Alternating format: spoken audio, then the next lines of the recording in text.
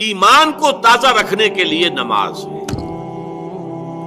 دن میں 5 مرتبہ اپنے مصروفیات سے نکلو۔ صبح کی نیند بڑی سہانی ہوتی ہے، اسے توڑ کر اٹھو اور اٹھو اللہ کے حضور میں حاضر ہو، کھڑے ہو جاؤ، وضو کرو، کھڑے ہو جاؤ، نماز پڑھو، اللہ سے اپنا عہد جو ہے تازہ کرو۔ ایاک نعبد و ایاک نستعین، اللہ تعالیٰ کے ساتھ اپنے اس عہد کو دوبارہ استوار کرو، تازہ کرو۔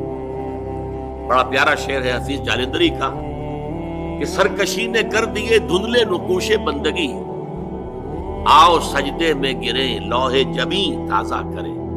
لوح کہتے تختی کو، جیسے تختی ہوتی تھی ہم لکھتے تھے، پھر تازہ کرتے تھے اسے، اس کے اوپر پھر دوبارہ گاچنی سے اس کو دوبارہ جو ہے تاکہ اس پر لکھا جا سکے۔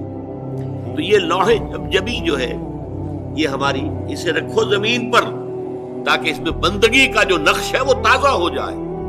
اس لیے کہ ہماری سرکشی جو نفس کی سرکشی ہے، ان النفس لامارۃ بالسوء، اس نے ہماری یہ بندگی کے جو آثار ہیں، جو نقوش ہیں، انہیں کمزور کر دیا، دھندلا دیا۔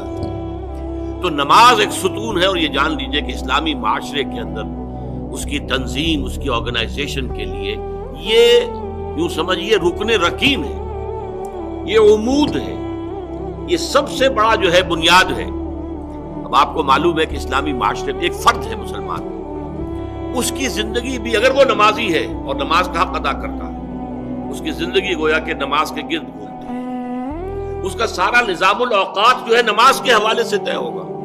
فلاں کام کرنا، اچھا بھائی عصر کی نماز کے بعد وہ کوئی ایسی اپائنٹمنٹ نہیں کر سکتا کہ جس میں عصر کی جماعت جو ہے اس کا معاملہ جو ہے وہ خطرے میں پڑ جائے۔ مغرب کے بعد اس کا سارا معاملہ چلے گا، اس کا روٹین جو ہے اسی کے گرد گھومے گا۔ یہ گویا کہ کھوٹا ہے جس کے گرد اس کے معمولات زندگی جو ہے، اس کی چکی جو ہے وہ چل رہی ہے۔ اسی طریقے سے معاشرہ اب 5 مرتبہ دن میں مسلمان مسجد میں جمع ہو رہا ہے، ایک امام کے پیچھے کھڑے ہیں، اور ایک دفعہ ہفتے میں جو ہے بڑی آبادی کے لوگ جو ہے مسجد جامع میں جمع ہو گئے۔ یہ اسلامی معاشرے کی ایک تنظیم ہے۔ سال میں 2 مرتبہ جو ہے آبادی سے باہر کسی بڑے کھلے میدان میں لوگ چلے گئے ہیں عیدین کے لیے، اور سال میں 1 مرتبہ جو ہے پوری دنیا سے کشاں کہاں کہاں سے گورے بھی اور کالے بھی اور پیلے بھی مسلمان کہاں سے چلے آ رہے ہیں، ہر مسلک ہر فقہ کے ماننے والے۔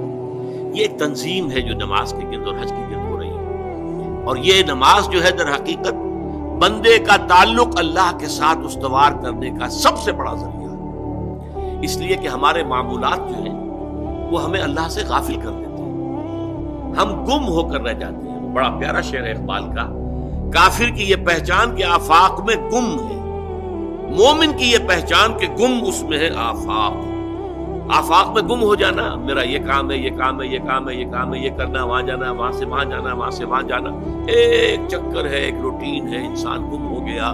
کہاں خدا کا خیال، کہاں آخرت کا خیال، آئے گئی، گم ہو گیا۔ اور ایک وہ ہے کہ جو گویا کہ دنیا میں رہتا ہے، بازار سے گزرا ہوں، خریدار نہیں ہوں۔ دنیا میں رہو اور دنیا میں گم نہ ہو جاؤ، بلکہ دنیا تمہارے اندر آ جائے، تمہارے قابو میں آ جائے، تمہارے تابع ہو جائے، تمہارے سارے معمولات تمہارے اپنے فیصلے کے، تمہاری خودی کے تابع ہو جائے۔ یہ کیفیت ہے در حقیقت کی جو مطلوب ہے۔ اسی لیے فرمایا حضرت موسیٰ علیہ السلام کی پہلی جو حاضری ہوئی تھی اور اسی میں انہیں رسالت عطا ہوئی، اس کی پہلی وحی سورہ طٰہٰ کے شروع کی آیات میں ہے، اقم الصلاۃ لذکری، دیکھو میری نماز میرے ذکر کے لیے، میری یاد کے لیے نماز کو قائم رکھو۔ الصلاۃ عماد الدین، حضور فرما رہے ہیں یہ دین کا ستون ہے، اس دین کی عمارت اس پر کھڑی ہوئی ہے۔